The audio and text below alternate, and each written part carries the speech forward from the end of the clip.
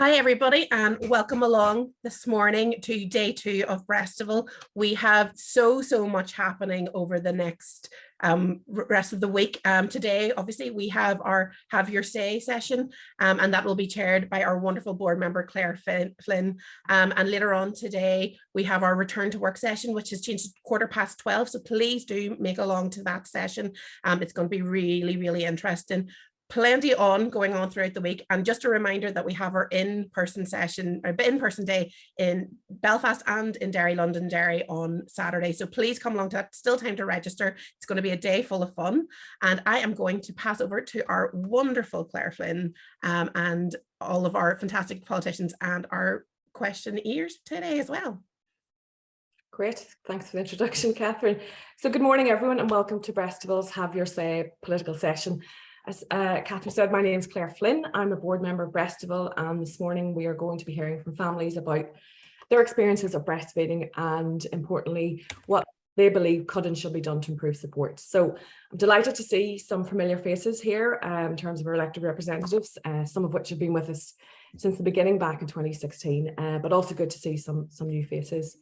So thank you for taking the time to be here, and also special welcome to those who will be asking questions or who have submitted questions to the panel today. I thought, just as a bit of background, we've been hosting a political element of Breastival since the beginning back in 2016. And for Breastival, it's a really important part of the lineup, and I think it's important for us to be able to show our MLAs, MPs and councillors why breastfeeding is important, not just for babies and for women and families, but for society. And we believe that it's a responsibility not just for women or organisations like Breastival, but for government as well. Back in the spring, I worked with the Breastival team on an advocacy toolkit, which I have here. You can also get this on our website. So the idea was that we wanted to provide a resource for families so that they could advocate for the improvements that they want to see in breastfeeding protection, breastfeeding promotion and breastfeeding support. So we launched this ahead of the Assembly elections back in May, so families could raise these issues on the doorstep. So it'd be good to hear if any of you who were out canvassing as candidates, if you heard of or come across any of the issues while on the doorstep. So for Breastival this year, we wanted to sort of extend that in to the festival and give politicians the opportunity to hear directly from families. So in terms of this morning's format, we're going to take a number of questions and then we're going to give each of the parties a chance to respond. And if we've time at the end, we're going to take some questions either for people who want to put their hand up or they can put that in the chat. And Catherine, our amazing Breastival coordinator, will be helping me with that. So looking forward to the discussion this morning. We have just over an hour, and I'm conscious that some of the MLAs will need to head back to Stormont. So not to sort of preempt the outcome for today, but maybe just to steer it just a little. It was just to think about not just what you can do as an individual MLA or MP or as parties, but maybe what we can do or what you can do as a collective, looking ahead to hopefully a returning executive not too far away. And then obviously Westminster will be returning after recess. So to kick us off and to get the audience familiar, I guess, with faces and names, I'm going to ask one of the elected reps to quickly introduce themselves in about 30 seconds and why they wanted to be here with us this morning. And then I'm going to ask you to nominate another politician from another party to do the same until we cover off the panel. So if that's all right with everyone. So in no particular order, Claire Hanna. Thank you very much, Claire. Really glad to be here. My name is Claire Hanna. I'm MP for South Belfast for the SDLP.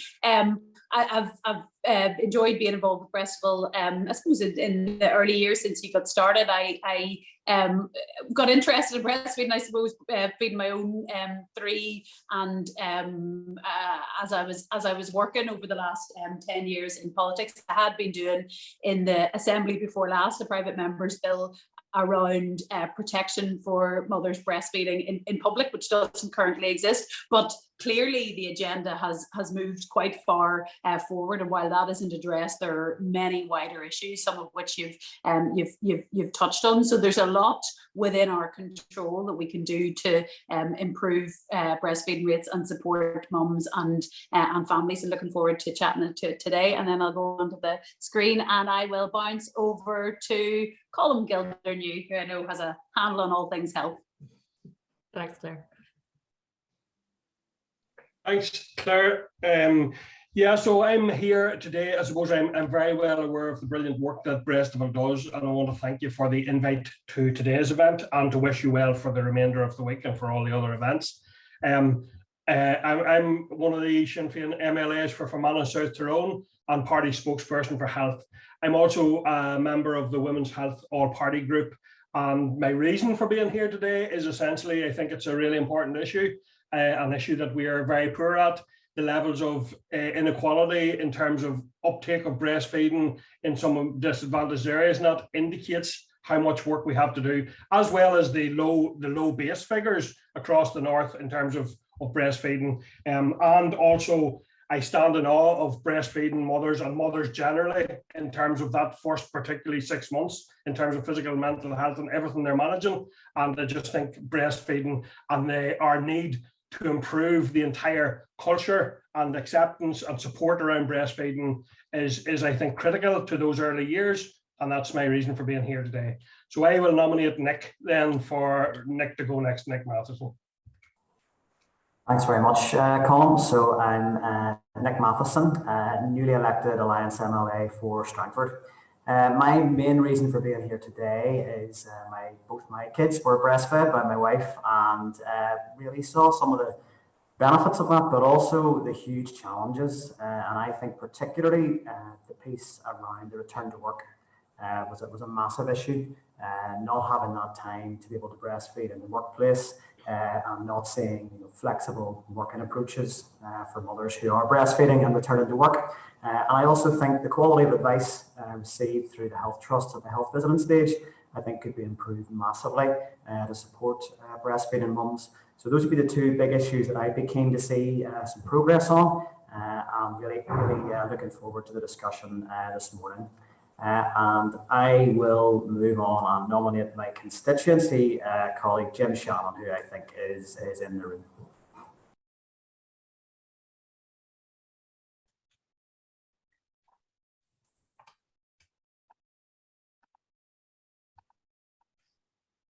I think Jim might be having some issues with audio, so if we move on to, we'll move over to Linda possibly.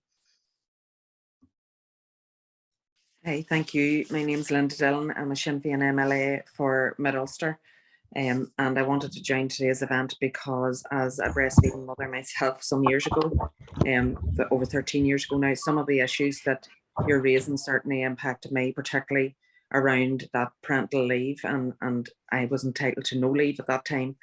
And for me as a mother, I really enjoyed breastfeeding. I felt that it gave me something as much as it gave something to my daughter, and I would love other mothers, and particularly mothers who are in disadvantaged areas and maybe need a little extra support to experience that and to have that feeling, that closeness, that bond that is not always possible for everybody to get that bond. I think that it's really important that we put in place the support to allow the best possible opportunity to have that bond with your child and to improve their chances, obviously, in the future of having better health. Great. Thank you, Linda. Do you want to nominate someone? Sorry, I'm actually on my phone, so I can't really see who else is on the call. But if you want to nominate, I can see my own party colleagues, but I can't see anybody from another party. So I'm content if you want to nominate somebody. I'll do that for you, Linda. We'll try Jim Shannon again, or if he's maybe.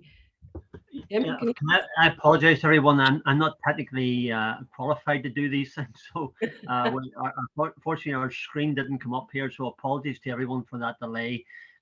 We had to recharge whatever these things all mean, but there's something wrong. But anyway, we're on now. Very pleased to be part of this as I have been over the years, and nice to see everyone, Catherine in particular. And thank you for the kind invitation. I suppose I'm a member, as probably most people probably already know, the APPG Across the Water, which Alison Thulis chairs, and who I've always been very keen to support and help, and dealing probably in everything that Alison does. That we probably concur in many social and bread and butter issues, and this is one of the things that I've supported right through. I've been speaking, as you know, Catherine, at some of your events in Belfast over the years as well. As a result of that debate back some time ago, in March, we had asked the question about the infant feeding survey. Disappointed in the reply, Catherine, from the department, but I think whenever we come to the end of this, hopefully we'll agree a policy, agreed a policy, and agreed strategy that we can then take forward, just to try and impress upon the minister, who does a good job, to be fair, and it's not a matter of pointing a finger at him. It's just to make sure that they can recognise the importance of the infant feeding survey, the fact that it is going to go ahead in England. There seems to be some other delays in other regions, Scotland, Wales, and maybe what we're doing there, and what the Republic of Ireland is doing as well. So it's a chance for us to perhaps agree a policy. So maybe the end conclusion, Catherine and ladies and gentlemen, is something that we would like to perhaps maybe have an agreement on. But look, I've always been here to help, and that's my job, and I continue to do that. I don't have the experience that the ladies have, but I understand the importance of this, and I don't think it's lost upon me because I'm a man. I do understand it, and I support it for the very simple reason that I know this is something that's core to society and normal life, and which I want to be supportive of, and am. Thank you. Brilliant. Thanks, Jim. And no doubt the infant feeding survey is something that's going to come up this morning. So do you want to nominate? I think we have Gemma and Liz and Dara. Gemma, if she's here, please. Okay, thank you. Thanks, Jim. Thank you, Jim, and thanks to Claire and Catherine for the invitation to attend this morning. I'm Gemma Dillon, Sinn Féin MLA for Fermanagh and South Tyrone. And my reason for being here really is, like, breastfeeding is one of the most natural things in the world. So to me, I think it's important that we can do all in our power to ensure that it's protected and promoted, and also that women who choose to breastfeed their babies are given all the support that is available to them. And also we have the Human Milk Bank, obviously in Irvinstown, in my constituency, which we're also working really closely with, because it's obviously a vital service for across the island. So thank you very much, and I look forward to the discussion later. Thank you. Liz, is Liz on the call? Yeah, thank you. And I mean, I'm delighted to be here. It's my first time taking part in Breastville, and I suppose some of the reasons why I want to take part. Firstly, I'm a breastfeeding mother myself. My wee boy is now 3.5, and I suppose one of the key things for me is about normalizing breastfeeding, because I know when I tell people that I'm still feeding my 3.5-year-old, it shocks them. And I suppose as he's my only child, and when I was first expecting and when I had him, I knew very little about breastfeeding except from what I learned from my mum and my auntie. So it's been quite a journey. I think I thought I'd give it a go for a couple of weeks, and here we are 3.5 years later.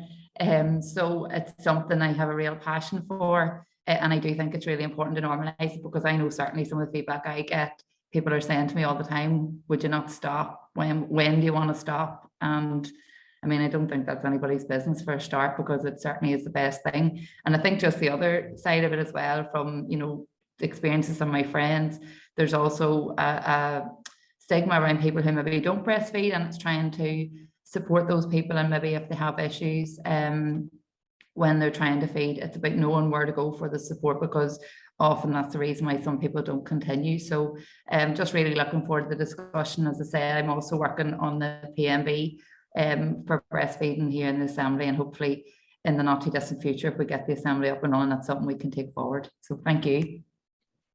That's great. Thanks, Liz. Okay, we'll get started then. So we have our first question has come in from Wendy Nicole. I think Catherine's probably going to read that out first. So this is a question that was submitted to us in advance for today's panel. Catherine? So yes, Wendy Nicole got in touch, and she would like to see breastfeeding normalised from early on, and it should be part of the curriculum in biology, sex education, or home economics, teaching the benefits, the challenges, and how it is made in the body, etc. It would be a massive impact on the NHS, reduced family costs of living, and for general society awareness and acceptance. So it is relevant to all. What are our representatives' beliefs in including breastfeeding in the curriculum? So can we go to Nick first? Nick, do you think we should have breastfeeding on the school curriculum? And thanks for the question. I think it's a really good question. It's not one that I have heard raised in many discussions around breastfeeding up to now, but I would be very supportive of it. As a party, the Alliance Party would certainly be keen to see that rolled out in the curriculum. I think it was referenced there in the biology curriculum. Not completely sure where the best fit might be. There may be a number of areas around the curriculum in schools where it could fit and be something that could be included. So I think anything that we can do that normalizes breastfeeding, that makes it very clear to young people growing up that it's a very natural option for feeding your baby and your child, I think is a positive development. So certainly something that we would be keen to work alongside any other parties with to see that introduced. And I think as well, it really is just that, you know, when you look at the very, very low rates of uptake of breastfeeding here in Northern Ireland, I think if we can get the message out around all those positive benefits of breastfeeding from the youngest age possible, then that's got to be a good thing. So it's very much supportive from myself and wider Alliance Party colleagues as well. Great. Thank you. Claire Hannah. Thanks very much. Yeah, I think it's a really good idea, and I think actually we should broaden out. I know actually this week there were some advances on RSE, but I think in general loads of stuff, particularly around women's bodies, around menstruation, around fertility, leading into things like the menopause that affect you know, women in the first instance, but that are societal issues. We should plumb these in and mainstream them at an early age so that it isn't, you know, weird. The fact that I think still in many cases, you know, children are separated to talk about puberty and things like that. So it becomes that, you know, these are issues for women and that they might be a little bit icky for boys because they're taken apart. And the more that we can mainstream and normalise these issues, I think the more comfortable people will be with breastfeeding and ultimately, you know, dads might be with supporting it. So I think there's already kind of much need for change in how we address, I suppose, the more human parts of biology, and I think this is certainly something to plumb in. And as I say, we already need to redesign that curriculum around you know, menstrual cycles and fertility, and I think there's a logical place for it to sit there. It won't, you know, there's always things that we need to get into education, and there's only a finite number of hours, but I think this neatly fits with a programme of work that should be done anyway. Great, thanks, Claire. Jim Shannon, your colleague Michelle McAbeen is our caretaker education minister. Do you think breastfeeding should be on the curriculum? I'm of a mind. Yeah, I think I would agree with everyone that's spoken, in particular Claire. I think there's lots of things which we need a better understanding of. It's about respect. It's about understanding. I'm very much in that section of trying to do that. Whether Michelle, as education minister, at least acting at this present time until the assembly's back and running, I think it's something I would certainly be happy to approach my colleague. I will be meeting her in the next week or so.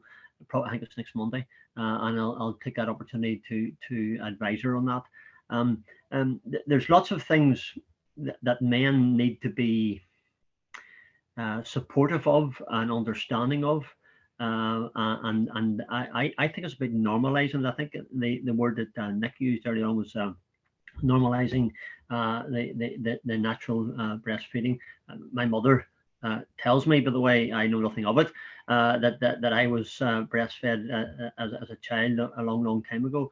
But I mean, obviously, maybe in those days it was maybe different because it was a natural thing to do. Probably very, very private as well. But I think we as a society need to normalize it, understand it, and respect it, and have it as something that is natural, that happens in every day of life in a normal way. So from my point of view, I think I would be. I'd be conscious of that the children we talk to and make them aware of these things are at an age where they can understand it. So I'm always very, very conscious that there's an innocence with childhood as well, and we want to keep that as long as we can. At the same time, we want people to grow up understanding it better. Respect, that's key for me. Thank you. Great, thanks, Jim. Yeah, I think there are many opportunities to link it in with, there's the science curriculum, there's learning about, mammals, nutrition, as Claire mentioned about life stages and puberty, and then health sciences and diet. So it definitely feels like there are, multiple opportunities to sort of bring that in. Liz, do you want to come in? And then I'm going to introduce Orla, who has joined us, and I forgot to ask her to introduce herself. So I'll ask you to introduce yourself, Orla, once we finish off this first question, if that's all right. Liz.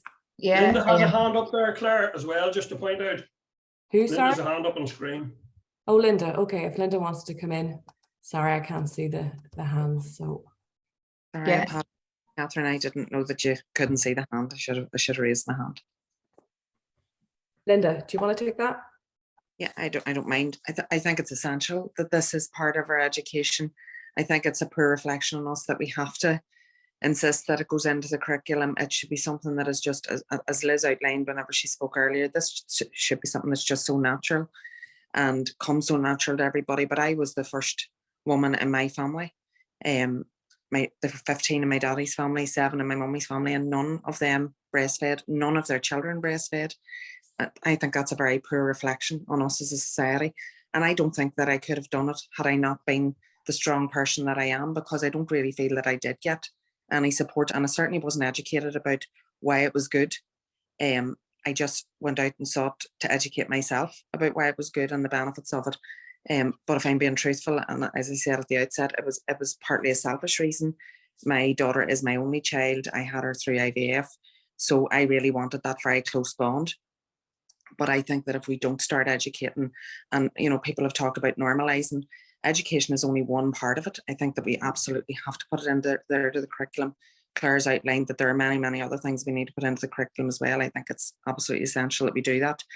But also we need to, as a society, do more, to normalize this, and all of the arguments about around where you can feed your baby and whether you're exposing yourself. I think all of those need to be combated. I think that it's horrendous that anybody thinks that feeding your baby is exposing yourself. So when we talk about normalize, your breast is for feeding your baby. There's nothing sexual about it. And I think that we need to be very clear about that. And we all need to speak up and speak out much, much more. So whilst this should be in the curriculum, absolutely, we also need to, as leaders in our own communities, as leaders in our own societies, be more outspoken on this topic, be braver about what we're prepared to push and do.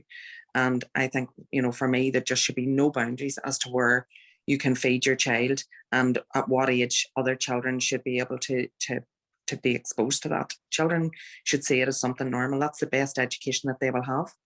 To be in a home, to be in a society where we're seeing their children, their brothers and sisters and cousins fed is a normal thing. That is what will encourage them to do the same. And I think that's the best way to, if we want to talk about, I'm not sure I like the word normalize, but I think that that's really, really important. We have to do this. We have a responsibility to our future generations and our own children. And I encourage my child in a supportive way, not insisting that it's something that she should do, but in a very positive and supportive way about the benefits of it.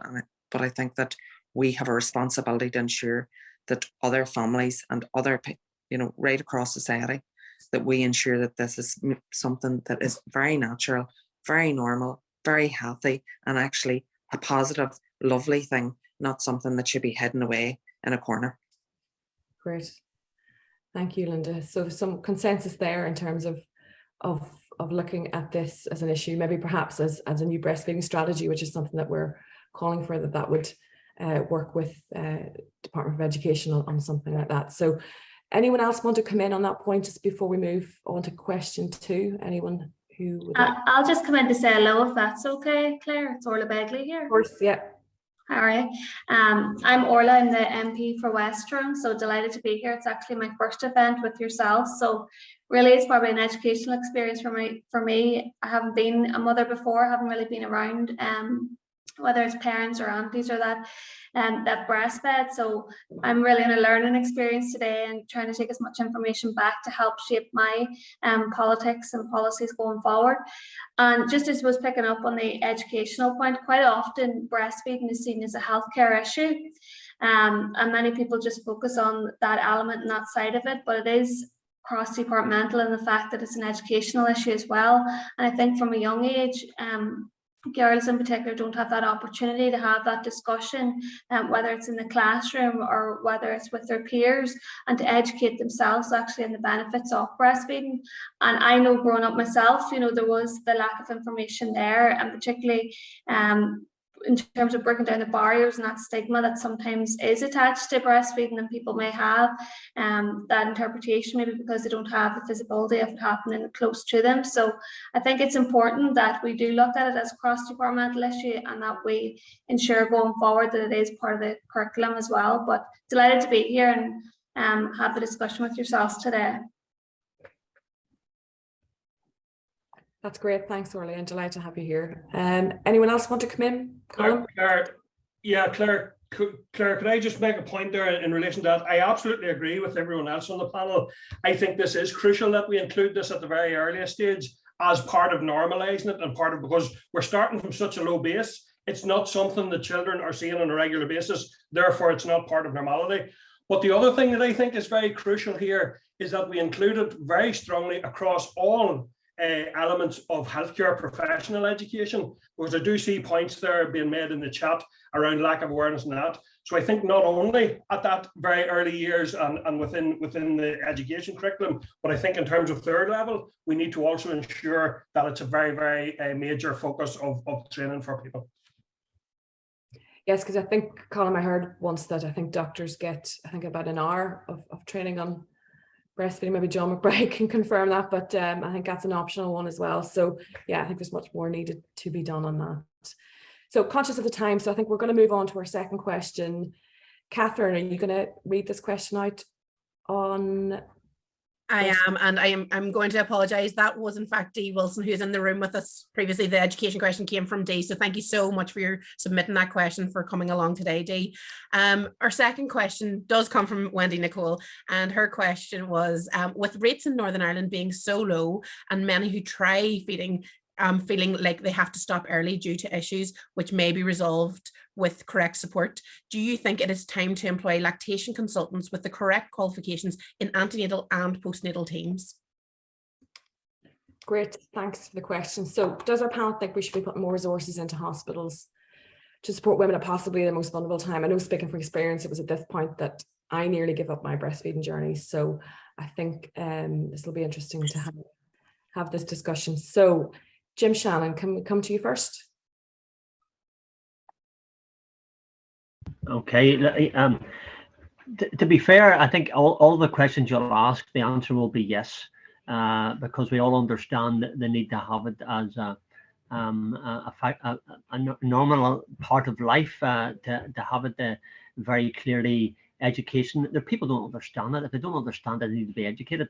If people need help, then we need to have resources made available within the health department, and also, I think, to be fair, within the education department as well, in a way that that some people who have, if they have problems, or if lactation is one of those problems that they have, then where do they go to source that advice? I was actually amazed, Claire, whenever you mentioned that doctors only get 1 hour of training on it.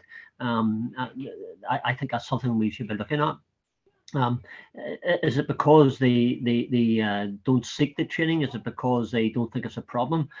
Well, whenever we quite clearly, as this Zoom meeting will show that there is a problem that has to be addressed. So the answer is, should that happen? Yeah, absolutely. How does that happen is the question. Obviously, it's Robin Swan's department. I'm very conscious that he has many pressures upon him. but I think we need to make this a central part of that. It probably has to start with the GPs, Claire. I think you're absolutely right. I think it starts at the local surgeries. It starts at who's your first person you speak to? It's not Robin Swan as minister. It'll be your GP or the nurse in your local medical centre or clinic. So I think maybe we want to start with that, and a bit interesting to get the feedback from the nurses perhaps who would have a better knowledge of it, maybe on the front line in the clinics and the surgeries that we have. So yes, answer is yes. How to make it happen? I think it starts with the GP clinics, with the medical centres, and ultimately the health department have to feed that resource from them through to them, through to the local centres, in the villages and the towns that we represent alongside the GPs. So the answer, absolutely. Yeah. Great, thanks, Jim. Nick? Hi, thanks, Claire. And probably along the same lines as Jim, I think everything here, that the answer is going to be a very clear yes. I think this is one from personal experience with seeing my wife going through some issues with needing support and trying to seek support out when she was breastfeeding our youngest in particular, and not being able to get that support. And really, it was only through her own determination to keep going that she actually managed to. And I think it's been referenced in the chat there. I think there's often an assumption that mothers won't breastfeed for that long. So if there is an issue or support needed, perhaps the easiest advice is just to stop and bottle feed. Well, for many mothers, that's not the choice they want to make. And I know from my own wife's experience, our youngest daughter wouldn't take a bottle, so it wasn't a choice. We didn't have a choice. She needed to keep going with it and needed the support. So I think there are some health professionals where their support was excellent, but it was patchy. And I don't know whether that's a resource or a time issue or if it is a training issue, but I think it is vital. And I think the idea of lactation consultants at every stage, sort of at ante and postnatal care, is vital. I think the training for health visitors is vital because they are often the first port of call that a mother will go to when they are having an issue. And again, I think it's been referenced, again, I don't imagine that a lot of mums have a great experience necessarily if they go for support with these issues with their GP. Not to say across the board, but I can only really go from personal experience that it was certainly patchy. So yes, if we want to see the rates increase, and if we want to make it as easy as possible for mums to breastfeed for as long as possible or for as long as they want to, then that support from the health professionals is absolutely vital. Now, I have no idea what the costings would be like to roll out larger numbers of lactation consultants within the trusts at all stages of care, and to increase the training levels for other health professionals. But I think it's certainly something that we need to be looking at, because I know certainly anecdotally that it does seem that where people often end up seeking out support from charitable helplines or from breastfeeding support groups, sending up on Facebook groups, rather than actually being able to access that from the health professionals at the point when it's needed. So definitely something that I would be supportive of, and I will be raising it with our health spokesperson Paula Bradshaw to see if we can begin, maybe once we have an assembly up and running, raising this at a bit of a higher level within the health department. Great, thanks, Nick. We'll go to Liz and then to Claire Hannah. Yeah, thank you. I mean, as others have said, absolutely. I think anything that can support new mums to continue on their breastfeeding journey is almost essential. As I said, for someone like me that was so new to it, and some of the issues that a lot of mums have, whether it's mastitis and different things like that they don't really know how to deal with. I think having a lactation consultant to get you through that and to know how to deal with those types of issues, things like latch. I mean, a lot of things didn't hear of until I was well through my journey. Things like tongue tie and all of that maybe aren't, you don't even really learn about in your antenatal program. So I think anything at all that can help improve the rates here, as I said, they're the lowest globally almost. So I think it would be really, really helpful. And again, it'll try and help to normalize, and people will feel that support, because as others have said, they can tend to give up quite easy because they don't know where to go, and they just think, well, I can't do this. And it also leads to, I suppose, lots of mums feeling like they've failed their child because they just physically can't do it and they don't have that support there.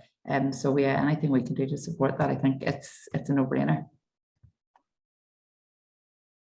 Great, thanks, Liz. Claire? Yeah, I mean,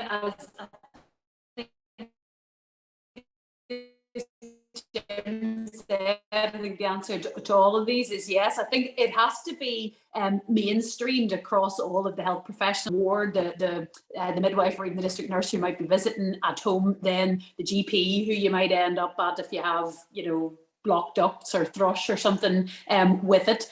But of course, in every area of medicine, there are specialists, people that you can then be referred to if the basics aren't working, I suppose. So it makes sense for there to be specialists. In general, I want the NHS to be, I want everything to be within the NHS. So, but no, I as you don't, there are generalists in midwives, and GPs are broadly generalists, and it makes sense that they are able to support on all the different manifestations and spin-offs from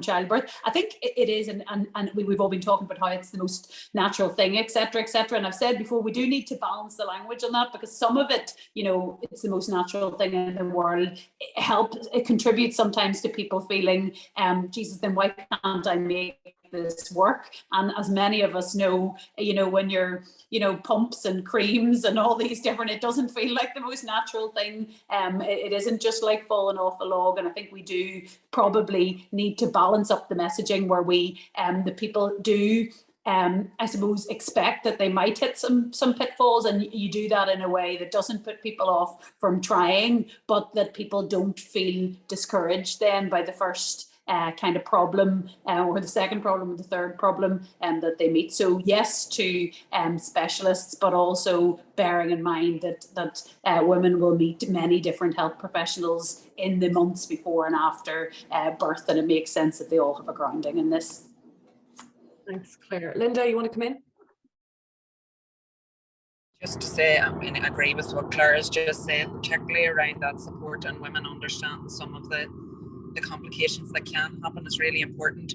But I think that this is another thing that, to be fair, is absolutely essential, because when I had my own daughter, had I not, again, stood my own ground, the nurse or the midwife who was dealing with me actually wanted to give my child a bottle. Only I insisted that was not going to happen, and that I wanted to feed her myself. So had I been a different nature, had I been somebody who would have been put off easier, that would have been the end of my breastfeeding journey. I was then lucky in that I had a very, very supportive breastfeeding group within my own GP surgery, but that was led by the midwife in the surgery who had breastfed herself. So it was really down to that one individual.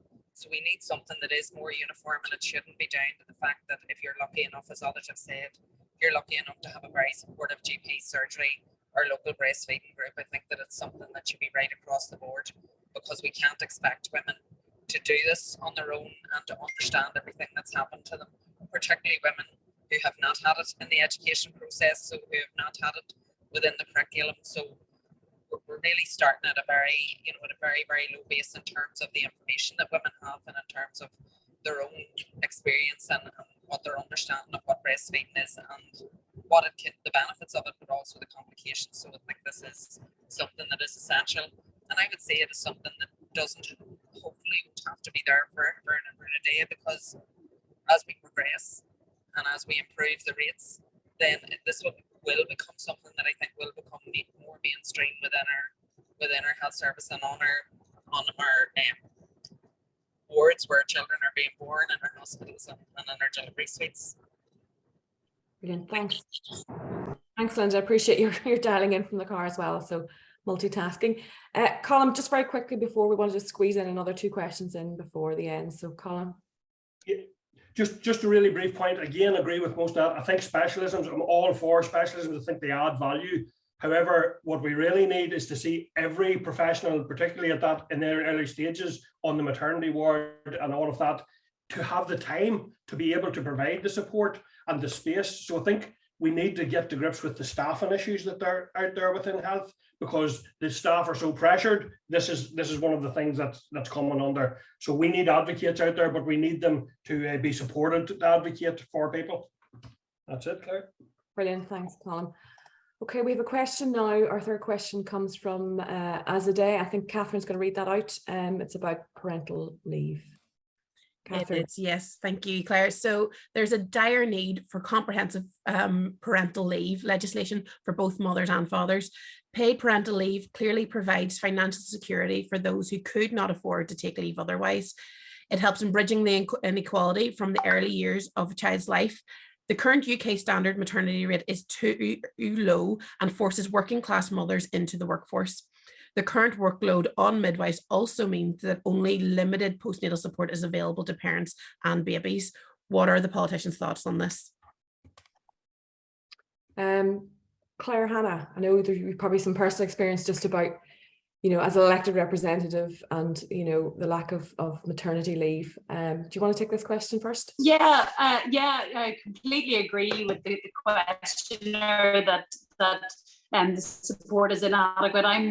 My family's probably, I think, the part of the 1 or 2% that took shared parental leave. My husband took 6 months because I didn't get maternity leave, and we were fortunate that it was kind of a point in his career where he was able to do it. So there's a couple of competing issues. There is the financial, that both the maternity leave as is inadequate, and also that it doesn't always extend. So the shared paternity leave, even if the dad or the second partner is taking the leave very, very early, he just automatically goes on to statutory. I think there's very few employers that offer more than a couple of weeks maternity, whereas a mum will in many places get a larger chunk at least, whatever it is, 80%. And then because of the gender pay gap, it is the case in many households that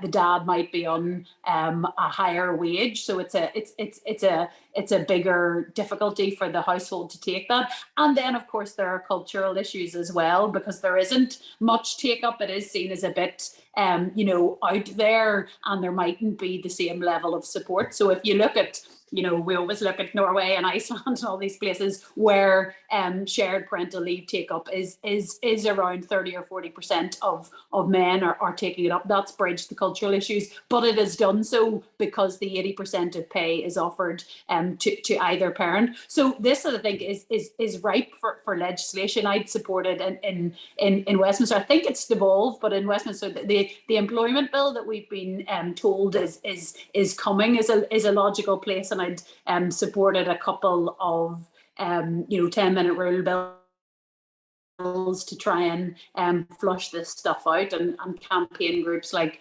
Pregnant Then Screwed have been doing work on this, about how you plumb some of these things into legislation. But from personal experience, I was at home with her dad for a big part of that early year. Their bond is unparalleled in a way that many dads don't get, or many second partners don't get the opportunity to do. Like breastfeeding, it's good for the kid, it's good for the parents, it's good for society, but we need to normalize it, and crucially we need to fund it as well, but we need to legislate for it. Great, thanks, Claire. Gemma, Dillon? Yeah, thank you, Claire. And obviously we do want to see the current parental leave legislation changed so that it's more accessible to parents. In 2018, the Dublin government gave fathers an extra fortnight for parental leave. So that would be something that we'd like to see here, and also take it on a more flexible basis. So have it extend, but be taken on a more flexible basis rather than having to take it consecutively. You could take it if and when you needed it. So yeah, and as Claire's mentioned about the employment bill, if there's anything that can improve the lives of workers and families, we would be on board with that. So yeah, in short, we definitely know that it's needed for mothers for their support on their breastfeeding journey. So anything that could be done, we would be willing to work on. Thank you. Great, thanks, Gemma. Jim Shannon. Yeah, I think again the answer is yes. I think from a practical and physical point of view, I correct me if I'm right or wrong on this, Claire or Catherine, but I understand that Angela Crawley, the Scots Naps MP, had brought forward a number of debates, one in Westminster Hall, one in the main chamber, on this very issue on unpaid parental leave. I suppose the issue it's not a devolved matter. It will be done at Westminster centrally. We need to have the Conservative Party ultimately committed to this. I think I've always supported Angela in those debates, whether it be Westminster Hall or in the main chamber. Probably debates that maybe haven't been terribly well supported by the people in government who can make those decisions, which would be the Conservative Party, probably supported by the Scots Nats, ourselves, Labour, and perhaps maybe the Liberal Democrats in relation to it, and Plaid Cymru maybe as well. So change. I think it's very hard to say no. Do you not support it? Of course you do. But how do we make that happen? I think that focus has to be centrally with the government, who have a 74-seat majority at this moment in time, and ultimately have the power to bring in legislation which can be ultimately helpful. I think from a practical point of view, paid parental leave at a level of financial income that can enable parents, both mums and dads, and the children to have that interaction at an early stage. It's all about support. I think we seem to live in what I would refer to as a more enlightened age, where we understand things better, society understands things better, but along with the understanding of these things, there's a practical commitment and a physical commitment, and I think that has to come from government centrally. So who can change it? Ultimately the government in power, and ultimately the Conservative Party. So that's where the responsibility lies, and maybe when it comes to doing these things, which we all do as parties within Westminster, bringing forward our issues, we do know that ultimately the power lies with them. Thank you. Great, thanks Jim. And Nick, just finally on this question. Come to you. Yes, thanks for that. I'll try and keep it brief. I know we're probably tight for time, so yeah, we would agree with what has been said so far. I think rates of statutory maternity pay as a starter are definitely far too low, and I think there is a need probably for a review of all those statutory payments, covering the spectrum from statutory maternity, statutory sick pay. And then I think there's the other issue of maternity allowance for those mothers who are not able to access SMP for any reason. Maternity allowance is even less generous again, and I can only imagine how difficult it would be to continue breastfeeding your child on those sort of rates of pay, and the pressure to return to work would be substantial. So certainly support a review at Westminster level around those rates for the statutory maternity pay and maternity allowance. I think shared parental leave has been referenced.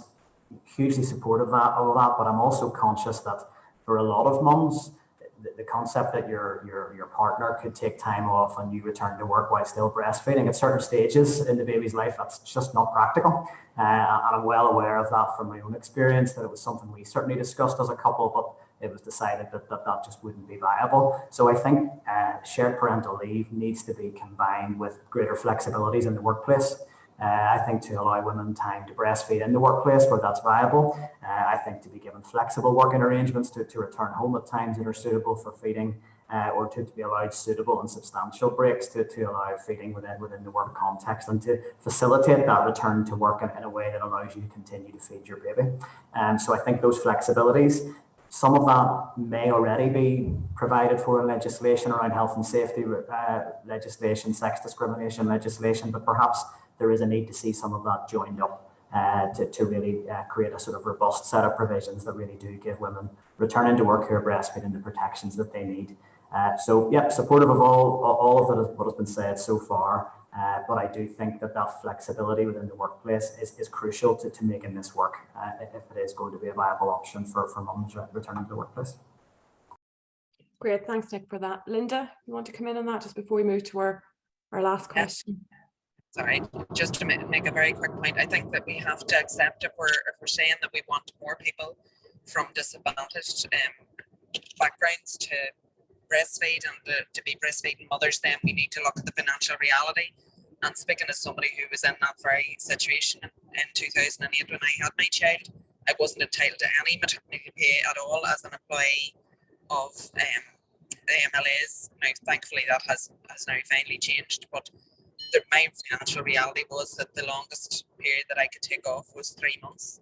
And then my husband started working nights so that he could mind our child because we couldn't afford childcare. So we have to look at the financial reality for people, and we have to offer, if we're going to say we're going to support, put in place all of the other supports around education and lactation consultants and all of those things, we also need to put in place financial supports, and that just has to be, people live in the real world, and if they can't afford to take time off to breastfeed, then all of the other work will have been in vain. Great. Thanks, Linda. Right, we're moving on to probably our last question, because again, we've got a little bit of time at the end to sort of bring in a couple of other questions from the floor. Maria Hearn, you're going to ask a question on the infant feeding survey, which Jim touched on earlier. Yes, Maria? Great, thank you. Thanks very much to Jim for actually raising this earlier in the session. It's been an absolutely excellent session. Great to hear all the positive responses, and as Jim said, all the yeses, so that is just great. So my question is around the UK infant feeding survey, which has been reinstated this year, and people may be aware that this survey was initially established in 1975, and that Northern Ireland has actually participated in the last 5 surveys until this survey was decommissioned in 2010. The survey itself provides really valuable comparative data on incidence, prevalence and duration of breastfeeding, as well as useful insights into the challenges and support needs experienced by mums. This is particularly important information given that the UK has the lowest breastfeeding rates in the world, and ourselves here, as many people alluded to, in Northern Ireland, we have the lowest breastfeeding rates within the UK, along with the Republic of Ireland as well. So the potential role of breastfeeding in addressing health inequalities, childhood obesity, as well as its zero waste attributes, provide a lot of compelling and exciting reasons to invest in up-to-date information that could help shape policy, investment and practice. However, there appears to be a question mark over whether Northern Ireland will be participating in this survey or not, and this is due to costs. So I would really like to hear what the panel's views are on this. Thank you. We go to Claire Hannah first this time. Yeah, thank you very much. I mean, it does seem like a no-brainer.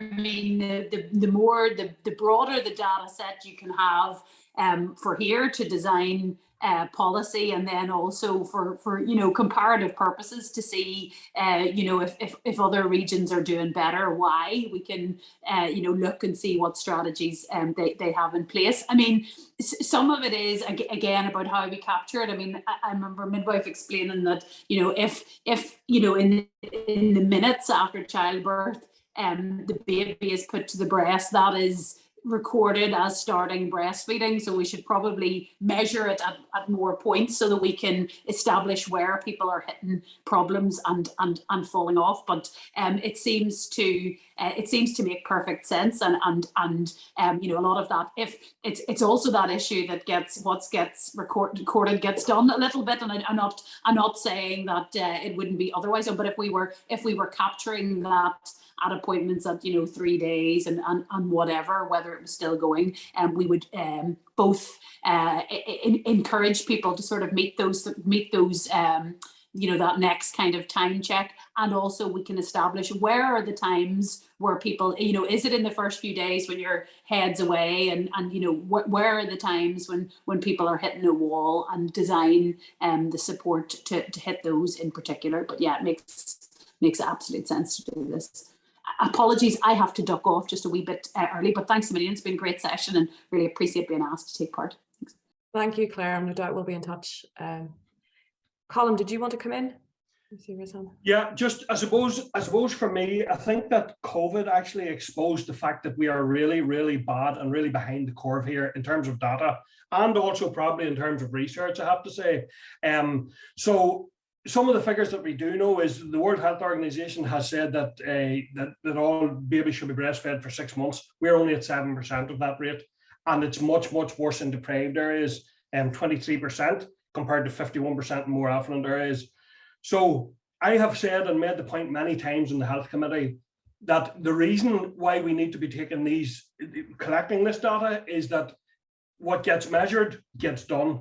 And the corollary of that is what doesn't get measured doesn't get done. And that's what's happening here. And the fact is that the data is flowing through the system. It's a matter of us grabbing it. It's not even that, onerous. We are having those engagements. The opportunity to take the data is there. And computerization means now that you can cross-reference and all of that. So I think it's really crucial that we do, in whatever way, whether it's as part of that bigger survey or standalone data, I think we absolutely need to get the data. I will say, unfortunately, I do think that there is the elephant in the room here is the lack of an executive at the present time is preventing issues like this being developed. And I know Liz mentioned private members bill earlier on. So we do absolutely need to see an executive to deliver on what. And I've actually been following the chat there, and there's been a really interesting discussion, and I'd love to have had more time, to hear from some of the people who are experts themselves by experience and how they feed in. But I absolutely think that here in the north in particular, and possibly even right across the island, we need to up the ante in terms of usable and effective data big time. Great, thanks, Colin. Nick? Thanks, Claire. Yeah, I mean, I have to say I'm not clear on the reasons why our health department is not participating in this survey, and perhaps others who have been around this issue for longer than me may be able to shed some light on that. But it would certainly be concerning to me about the level of priority being attached to this by the health department. So I think certainly a clear takeaway for me is I think certainly reps across all the parties can be asking questions around this as soon as we possibly can. I think, as Colin has said, whether it is through the infant feeding survey or whether it is through some sort of NI bespoke data capture mechanism, we need this data if we're going to produce an updated and revised breastfeeding strategy that actually directs support and resource where it's needed.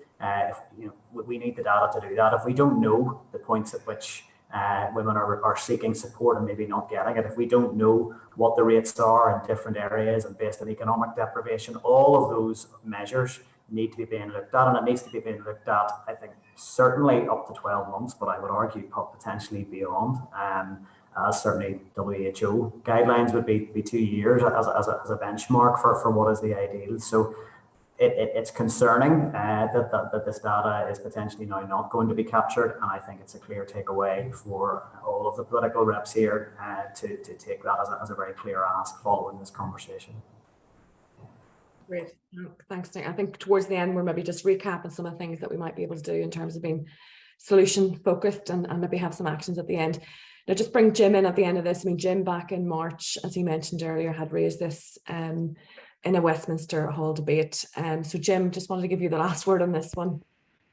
Thank you very much. Yeah, with me, you're pushing an open door, but the frustration I have with every health debate we have at Westminster, if you're going to form a policy or a strategy or a way forward, you've got to have the data. Data is critical. We tell the ministers that on many occasions. To be fair, in this one, the minister was quite clear in her response that England would have the infant feeding survey. So they recognised that data was important. They recognised that data then formulated the strategy and the policy and the way forward to help ladies when it comes to breastfeeding. Frustrating that the minister's department, and I'm not being critical of the minister, it's not my form to do that, but just to say it's frustrating that the same policy could not be followed for Northern Ireland. I think what we'll do, Catherine, with this one, in light of your letter of the 7th of July, is we'll do a follow-up on that after this meeting. Sorry, I would do this myself, but maybe we could do it collectively as well, if you don't mind. Because if we're going to do a change, if I can do it in England, something, we can do it here. That's the way I see it. I'm quite simplistic in how I look at things, because if they recognise across the water that it's important to do it, you know it's important here. So let's look after our people, not now, that they both matter. But recognising, as I do, frustratingly with health debates over and over again, when it comes to data, there seems to be not have the data. We have plenty of examples. You have an evidential base, but the government doesn't seem to have the data that confirms it, but they've done it across the water. Let's do it here. Thank you. Great. Thank you, Jim. Maria, do you want to come back in on any of that? Yeah, I've actually just put a comment to that effect in the notes there, really to say Northern Ireland does actually produce some really good statistics through the Public Health Agency on breastfeeding rates. But the big difference with the infant feeding survey is that it actually reflects women's experiences of the challenges and the type of support that they're receiving or not receiving. And I think an indication of how important this information is that Scotland actually went ahead in 2017 with their own survey because they basically got fed up waiting for the survey to be reinstated. It was supposed to be run every 5 years. So as I say, the last one hadn't been run since 2010. So Scotland are doing their own thing, and they've got really valuable information. And the other great thing about what Scotland have been doing is their rates have actually been going up because they have been reacting to the data that they've been collecting from women's own experiences of breastfeeding and also of breastfeeding support. So it was really heartening to hear all of the positive responses around this. And I think in terms of cost effectiveness, it would make sense if we were either linked in to this UK survey or if we were in some way able to work with the Republic of Ireland in some sort of all-Ireland survey. So thank you for the opportunity of raising the question, Claire. And well done to everybody on the panel and to indeed to Breastfeeding for the fabulous event today and for the rest of the week as well. Thank you.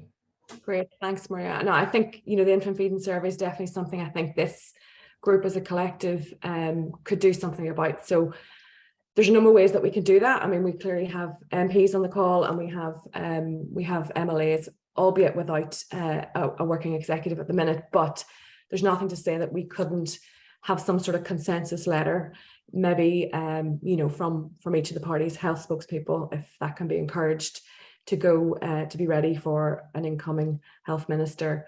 Also to say that it's more than likely that, you know, with 4 parties on the call today, that we're looking at, you know, the portfolio of the health and education sitting with one of your parties. So that's something that we could take forward. And again, Jim sits on the APPG in Westminster. I know Claire Hannah, we've been asking her, maybe that's something I can go back to her about joining you on that, Jim. And again, looking at other parties and their MPs to encourage that involvement in the APPG and putting that pressure on to make sure that Northern Ireland is included in a UK-wide. So if that's something I could propose, that Breastfeeding could work with all of you on behalf of some of the questioners here today to put together a letter that could be signed by all the parties, sort of like a first day brief as well for an incoming health minister. There could be some of the other issues that we brought up today around parental leave, around the curriculum as well, that could be addressed within a breastfeeding strategy, which is another thing that Breastfeeding is keen to call for, along with the legislation. So if people are happy with that, Breastfeeding would be more than happy to take that piece of work forward and work with you. I just wanted to come in to John McBride had mentioned something quite interesting in the chat. Breastfeeding had probably a couple of years ago before COVID been involved through Jennifer Hanratty, who's our founder, who's just had a baby 10 days ago, so isn't on the call just yet. So delighted that baby Maeve has arrived. But we had a community of practice based out of Queen's, and that was a really interesting sort of concept where we had practitioners and politicians and people involved to see how we could take this forward. Because what's frustrating, and I suppose working in public affairs is part of my day job, it's great when we have elected representatives having, you know, cross-party support on an issue, but it's how do we get that to the next point and how do we make it deeper in terms of policy change and legislation? Because it's great when everybody's supportive, but how do we make that next step? So I'm hoping that out of this Breastfeeding event that we can try and do something to make an impact. And I know it's challenging without an executive, but if we can work together to prepare something, as I said, for incoming ministers and to try and have that impact on the first day, that hopefully hopefully they're back, and to continue with Jim and Claire and others at Westminster to put the pressure on. So other than that, I just wanted to sort of ask if anyone else had any other questions or points to raise. I don't know if John McBride wanted to come in on the community of practice point, or how we can work together and to raise awareness of some of these issues. John? Thanks very much, Claire. Not so much if it was community of practice there, as opposed to the point I was making was around the Department of Health dynamic modelling. Is that the part you picked up, Claire? Sorry. Well, I think it's just, there's a lot of willing here, around the table. There's a lot of passionate people who are involved and who want to make a difference. And I know we all know that the evidence is there, but how do we make that deeper impact together? Yeah.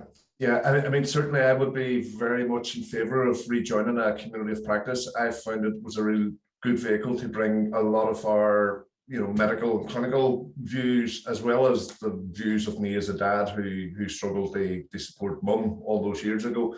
And a lot of sharing in there, but I think we are missing some sort of vehicle. I think Breastiful's really good for it, but I think maybe there's something in that community of practice that we could regroup again and bring political representation into that and have that as a very direct and maybe efficient. I noticed one of the comments in the chat is about we need actions now that will impact mums and babies next week, and I think a community of practice could give us a bit more dynamic bit more dynamic weight really to be able to do that. So yes, pardon the pun here, it gets my vote.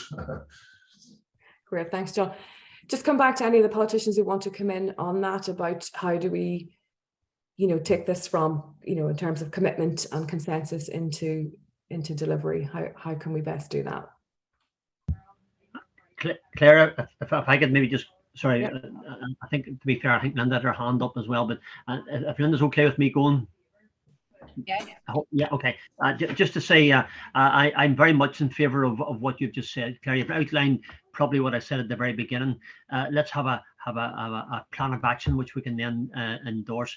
The wonderful thing perhaps today is that there's cross-party support from all the parties on what I love is the bread and butter issues, the simple things that we can all agree on. Let's do those.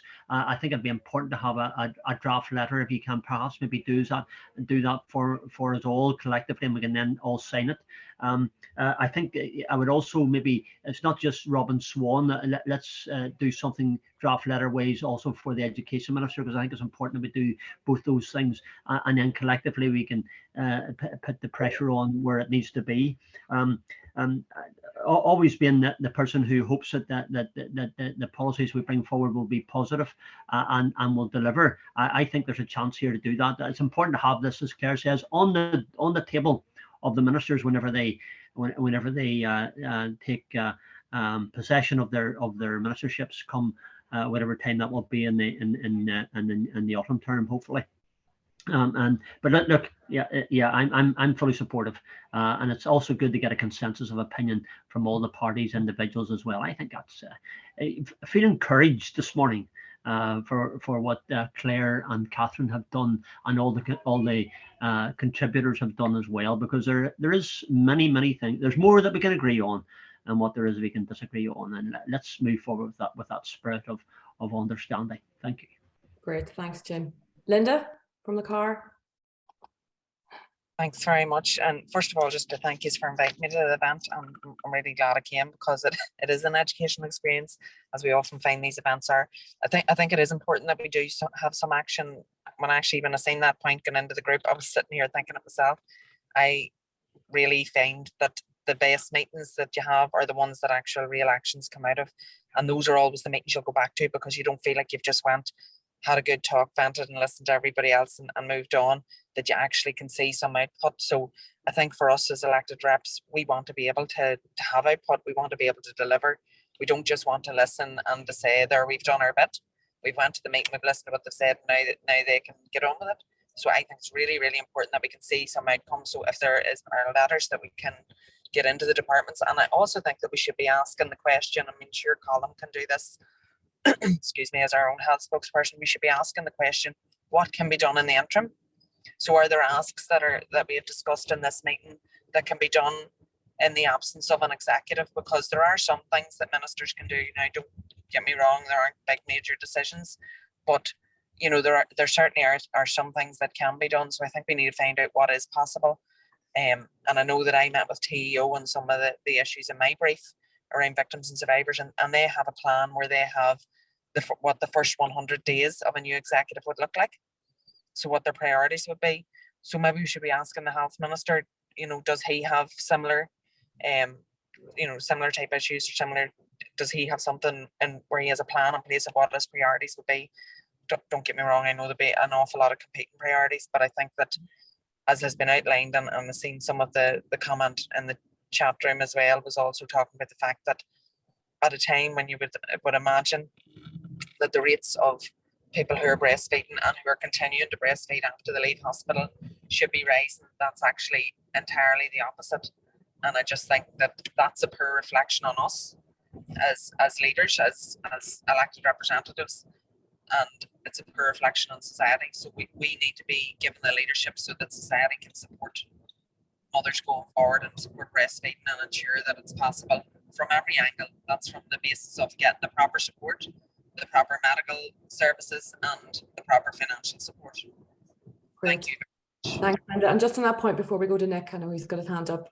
I mean, when we had the Assembly was in hiatus for 3 years, I know it was actually your colleague, Michelle Gildernew, who had put some pressure on the PHA. This was coming out of the community practice that we had started a number of years ago, to put pressure on the PHA, who were not going to go ahead with that Not So Sorry Mums public awareness campaign. I think it was because of that that it ended up, it did get released. So yes, things can happen in a vacuum, because at the end of the day, decisions are being made somewhere.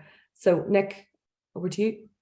Yeah, very quickly, thank you for the invite today. It's been a really, really helpful discussion. It's sort of my first time engaging formally on these issues rather than just from personal experience, so it's been really useful. I think it's great to have such cross-party agreement, but I think vital that we do follow that up with some meaningful actions. So certainly very happy from the Alliance Party perspective to be involved in any cross-party letters which can be issued on the issues where we've reached very clear agreement on, and that suggestion around the community of practice that could maybe be re-established.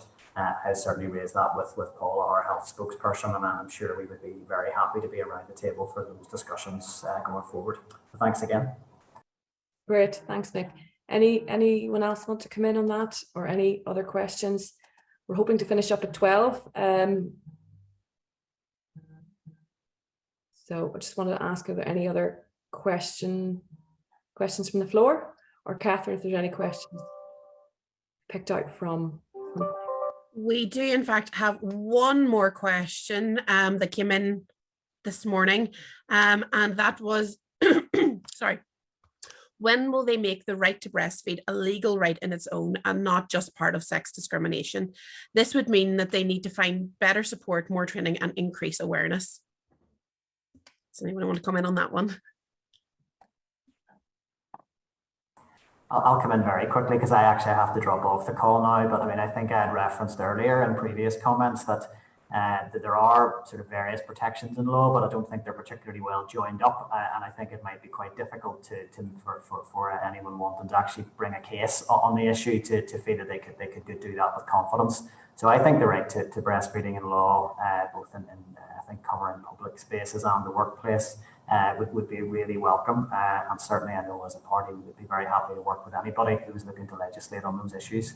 But I probably can't speak at any more length on that because I do have to drop off the call now. So thanks again to everybody. Thanks, Nick, and we'll be in touch with a draft letter, among other things. Anyone else want to come in on that last question from the floor? I'm not sure if Liz is still on the call, Claire, so apologies, but I mean, I think if there's something around that could be looked at as part of the PMB, then that might be a place to put it. I don't know, obviously haven't seen the PMB, I don't know what it's going to look like and whether this will fit in, but it certainly is something, if it's an issue that requires legislation, then the place to look at is where there is incoming legislation in relation to breastfeeding. So that might be a possible vehicle for that. Great point, Linda. Quickly, Claire, again to endorse what Nick and just said there. I think there is a legal right which I believe in law needs to be set, but also I think there's a need for society itself to also understand and accept that the change. I think you can set things down in law and legally. I think sometimes perhaps maybe we also have to have a recognition in society that things are acceptable, and for those that perhaps for whatever reasons may have concerns, that there is no need for those concerns. So society has to change their attitude as well. But sometimes for society to change its attitude, legal authority and legislation is necessary. So do I support it? Yeah, I absolutely do, because I think that helps form the focus for people and how they perceive things and how they look upon things.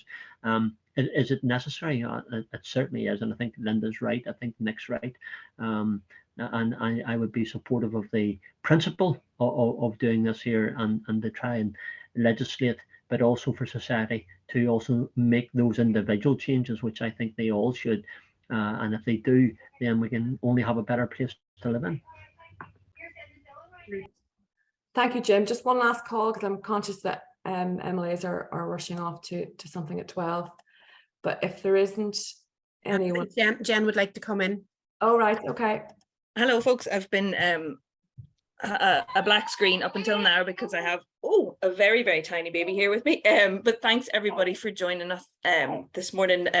For those of you who don't know, I'm Jennifer Hanratty. I'm one of the co-founders of Breastable.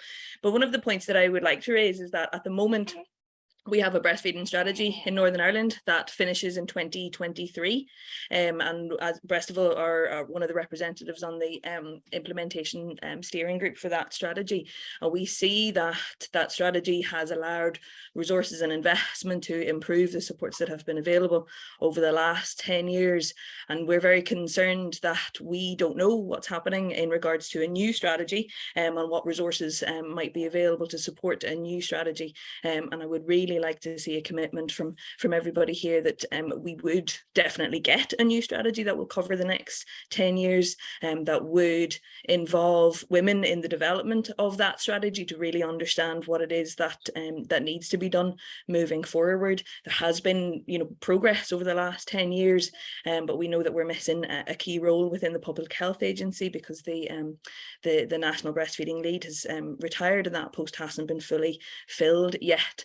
So we are in a place of opportunity, but there's also the potential for things to fall by the wayside, and the progress that has been made over the last 10 years to drop off if we don't have a commitment to a new strategy and resources to back that up.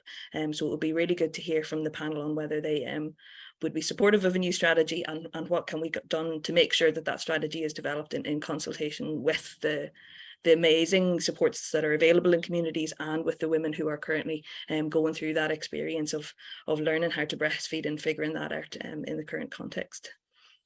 Brilliant. Thanks, Do you mind if I come in quickly before I have to drop off, just to go into the chamber? Just in relation to that, I think we could include that in the letter to the Health Minister. Ask that very question about the strategy. I think that it's vitally important. We can't allow a strategy to drop off the edge and not have something to replace it. So I think that that's really important. And I'm fairly certain, given the responses that you've had from the other parties here this morning, that nobody would think that it's a good idea for a strategy that's already in place to be allowed to drop off the edge of the cliff. So for me, I would absolutely support that being in the letter to the Minister. Thanks, Linda. Anyone else want to come in on Jen's question? Just quickly, Claire, this I think we all seem to be on the same page on it as something to be welcomed, but Linda is absolutely correct. Let's include that in the letter to Robin Swan, that we can ask for this to continue. Look, the strategy so far is delivered. There's many things we can point to as successful. There's a lot more work to do, and for that work to continue in a way that can deliver positivity and also delivery ultimately and what we're trying to achieve.